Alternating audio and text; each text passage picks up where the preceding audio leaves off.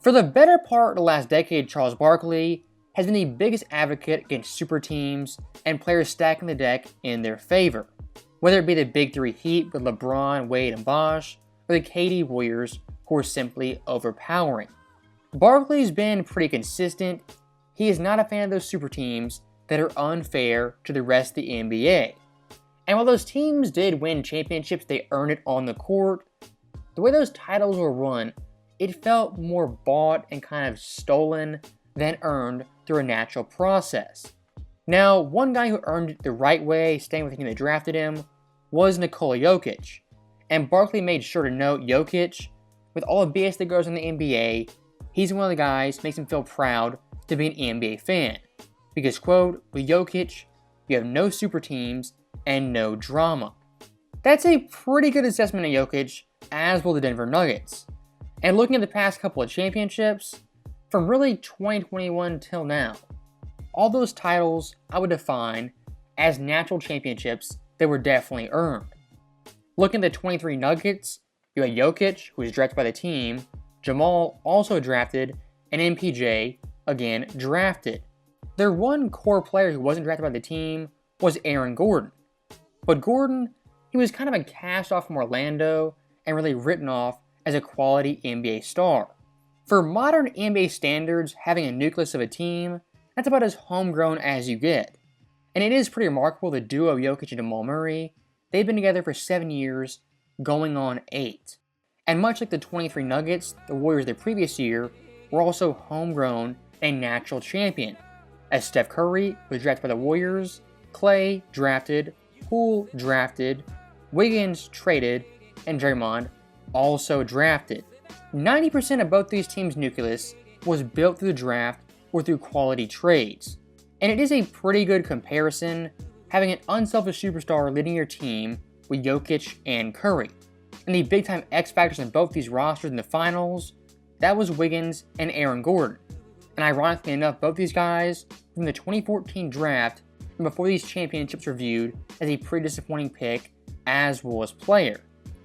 Now, last but not least, looking at the 21 Bucks, you had Giannis, who was drafted, Chris Middleton, not drafted, but traded in year 2 as a G League player, and then Drew Holiday, who was traded from New Orleans after being kind of forgotten about.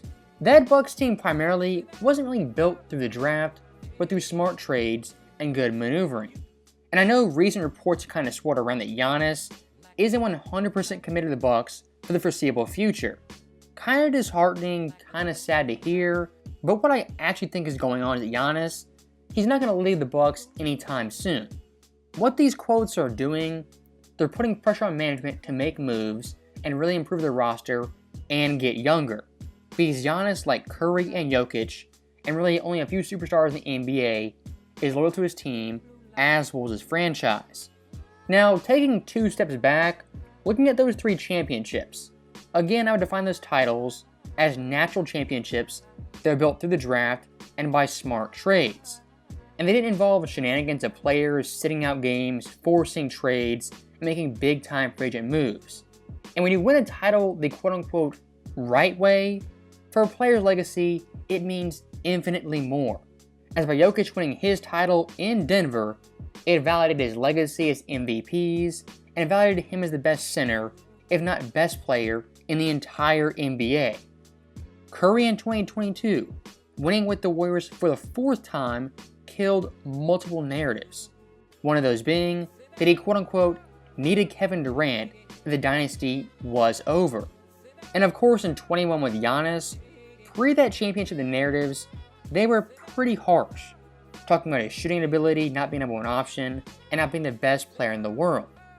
After those 3 players won those titles, in most fans' eyes, they were made men who had nothing left to prove. And again, I'll repeat it once more.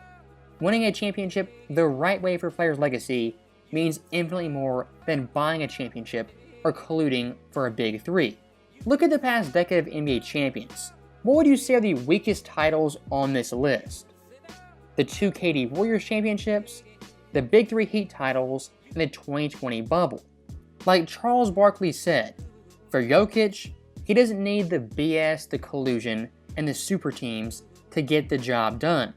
And that's why the KD championships, the Heat championships, the bubble title are some of the weaker championships all time, if not the weakest in NBA history.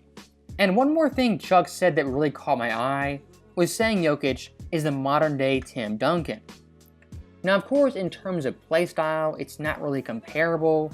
Jokic is a walking 30 points, great passer, playmaker, compared to Duncan, who's a two-way force and a defensive anchor for the Spurs. In that regard, these players aren't the same. But if you look at mentality, the way they approach the game, Jokic is very Tim Duncan-esque.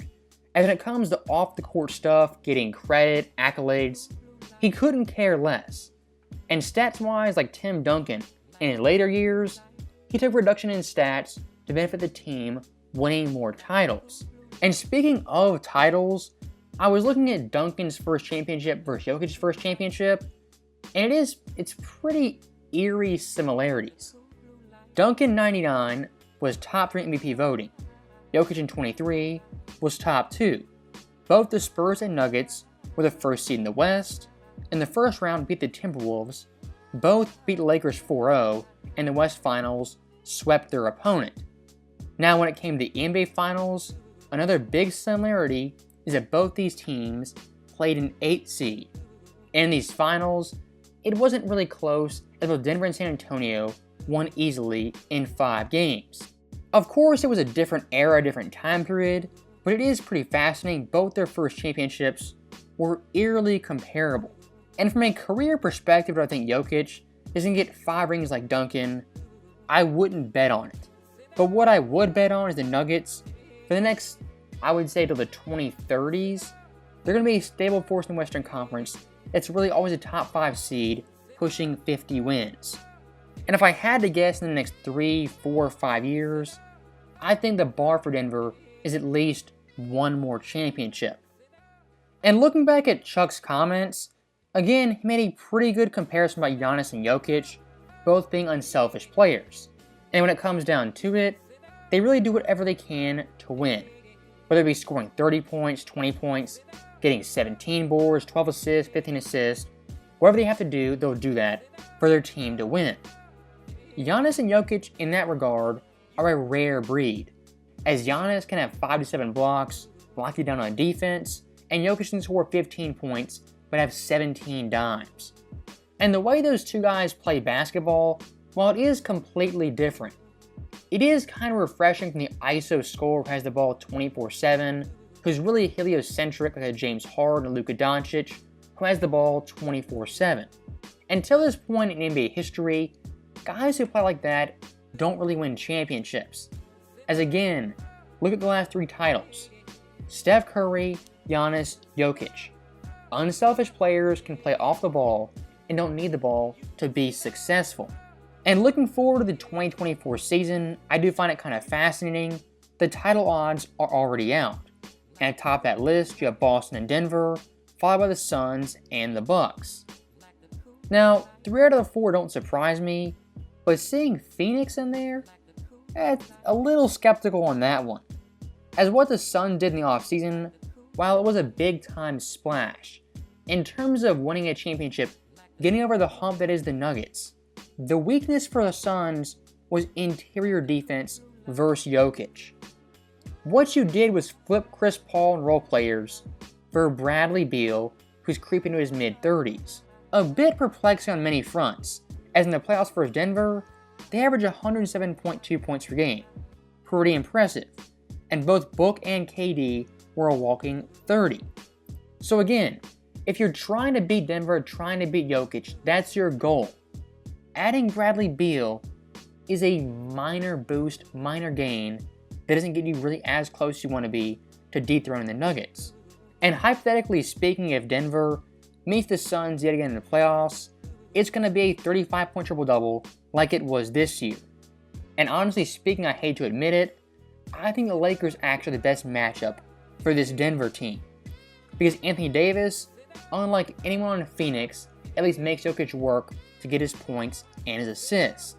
So that right there is the end of the video, talking about Jokic and Giannis, 2 of my favorite players who won championships the right way. And like Barkley says all the time, being a bus rider for a championship, building a big three, a super team, it's impressive to win nonetheless, but winning those championships isn't as impressive as winning as the man for the team that drafted you. As always, thank you guys for watching, hope you enjoyed it. I'll see you next time.